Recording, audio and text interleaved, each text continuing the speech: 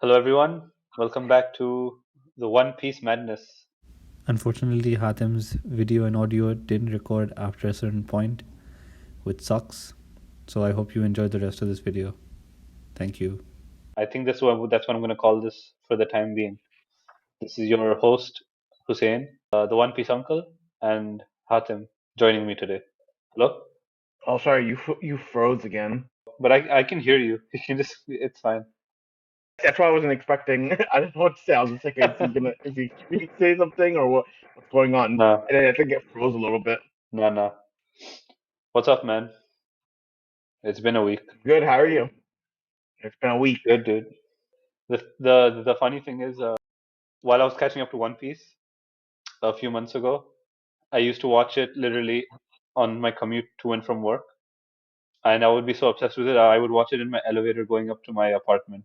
These kids, once they caught me in the elevator and they saw me watching One Piece, and they're like, "Uncle, is that One Piece?" And now whenever they see me, they call me One Piece Uncle. I kind of like that title. I might just be One Piece Uncle from now on. Maybe you should change the podcast name to One Piece Uncle. And then when I start any other series like Bleach Uncle or JoJo's Uncle, But we don't know if they'll catch on that easily. we'll see. Let's just dive right into the chapter, bro. What did you think of the cover page? Again, as per usual, I usually don't look too much at the cover page, but now looking at it, I can see why you have your theory of what's going on here. But That's it does say Germa 66 Cold Blooded Void, so they have something to do with this. And as many people speculate, so. My theory was pretty simple on this. Aokiji froze all of Chocolate Town, and the reason why he's in Chocolate Town is pretty obvious in my opinion. It's because Pudding is in charge of Chocolate Town. She's like the mayor or something. One, he could be looking for Pudding to reveal the third eye, to read all the road poneglyphs to finally get the One Piece. And uh, it seems like he is working with Blackbeard. That's just what I think, and I think the community agrees with that. The When the voyage started around chapter 1044 or something, I saw somewhere some YouTuber covered it. The two shadowy figures in the cover page. People thought it was Reiju and Judge trying to save Ichiji, Niji, Yonji, but it wasn't the case. I don't think that was the case. I think it was Aokiji, and Blackbeard would probably send Shiryu to Whole Cake Island with Aokiji because he has the invisible power, so that his stealth can be used to get a copy of the road poneglyph and also the other normal poneglyph they have inside Whole Cake Chateau. But that's just my opinion. I think that's why Aokiji is in charge, is responsible for this. Now, I think he's probably, I still believe he's working with Sword. I don't think he's full-fledged Blackbeard. He's with Blackbeard. I think he's an undercover spy, how Drake was with Kaido. I think Aokiji is something similar because I just don't see why he would go fully rogue after losing to Akainu and just join one of the potentially strongest pirate crews in the One Piece world. What do you think? So that's why I'm confused right now. Is Sword actually affiliated with the world government, or are they like a undercover? Because Sword within themselves have a different hierarchy system compared to the world government. You like lieutenant, captain, vice admiral. I don't know if they're fully affiliated or associated with the world government. Because the way Oda has positioned the last two or three chapters, it might seem like we're going to get a standoff between Smoker, Tashigi, and the Straw Hats.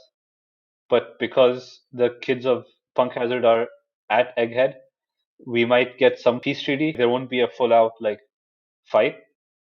And if Sword teams up with Straw Hats, and if the revolutionaries' goal is to take down the world government and reform it, and if that's what the One Piece is, then in turn, Okiji will by default be associated with the revolutionaries, right? Like that's what I'm just thinking. He doesn't have to be straight out with the revolutionaries right now.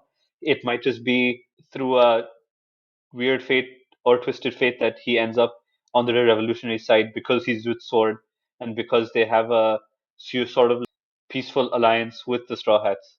Aokiji? Grimsley. I really want to see Aokiji fight Karakuri.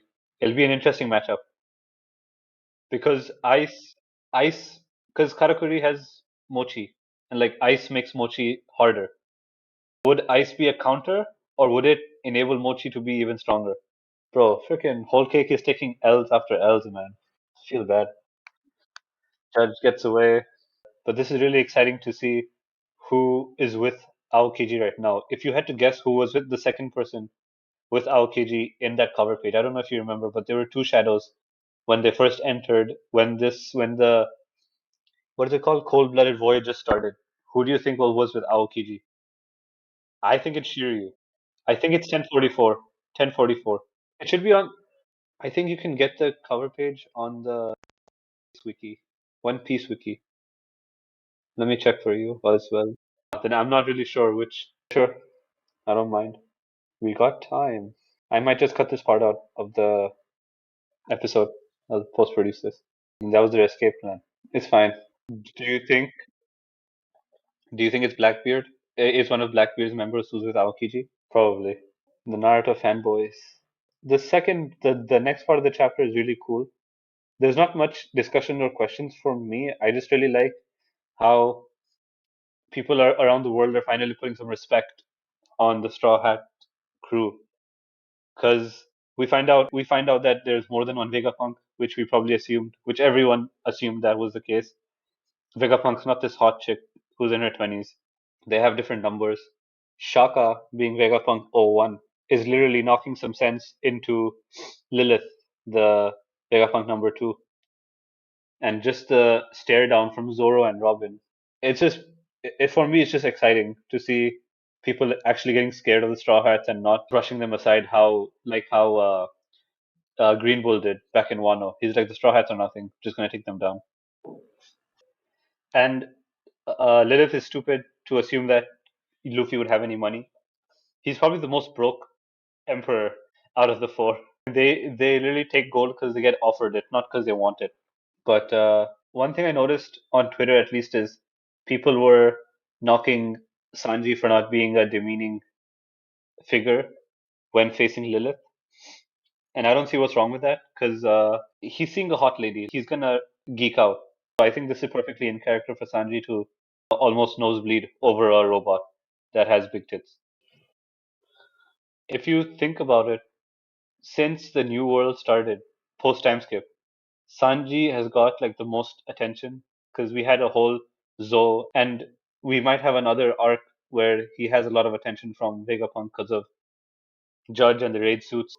Sanji's got enough attention from Oda, so I don't really. Yeah, I agree with you in that. I don't see him needing the whole for him not to be a gag character. I think it's a good balance. That's just my take.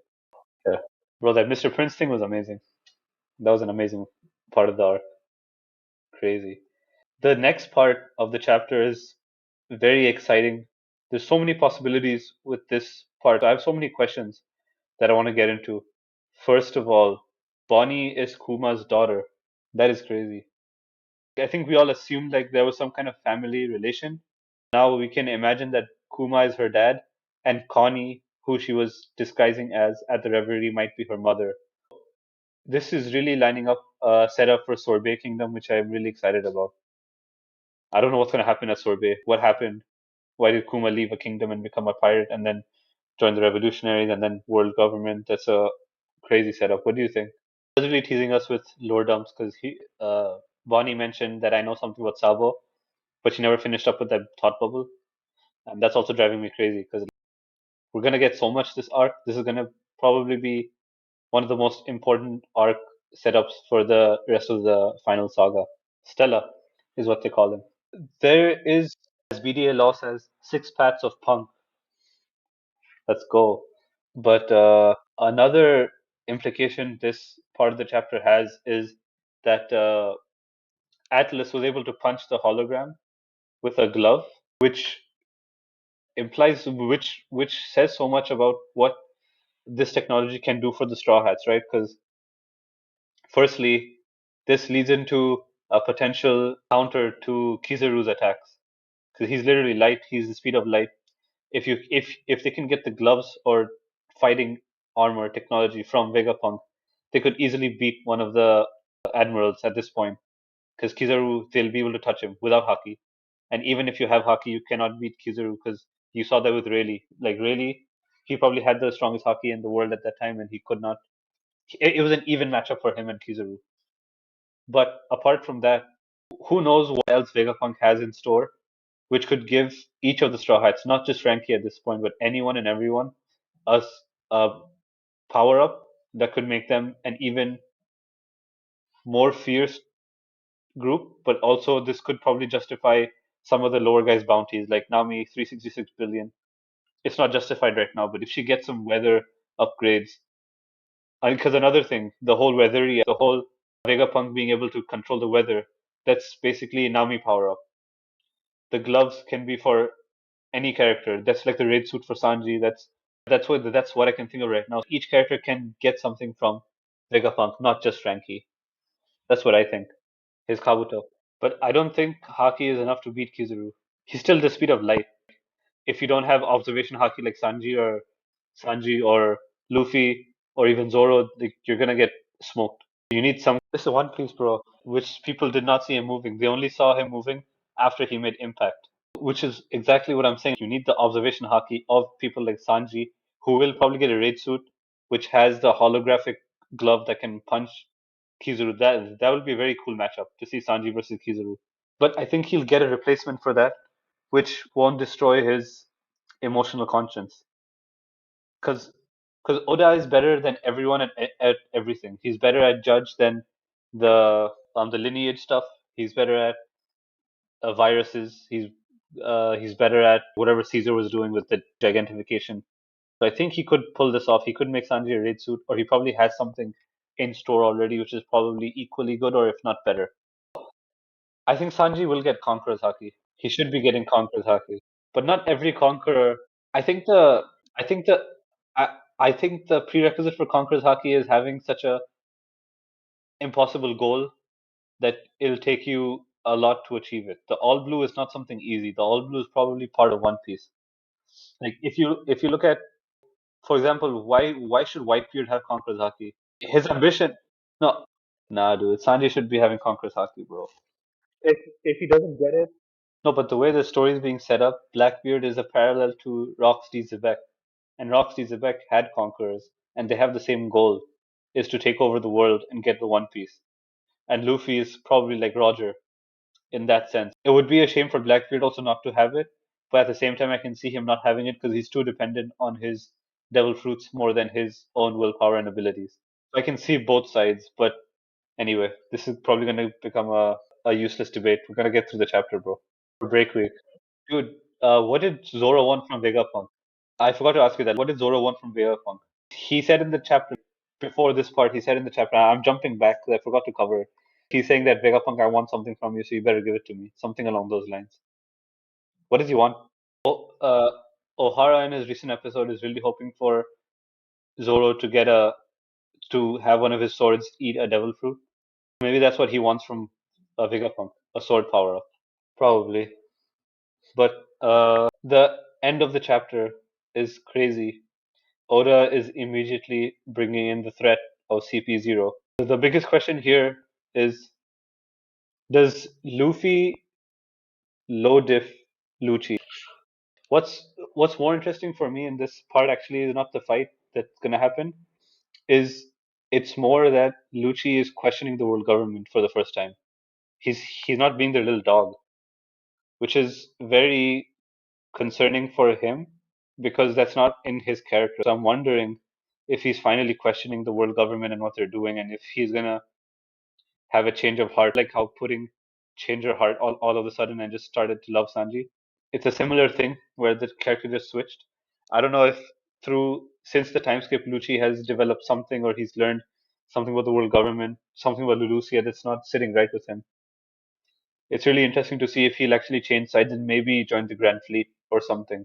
I'm really wondering what's going to happen with that.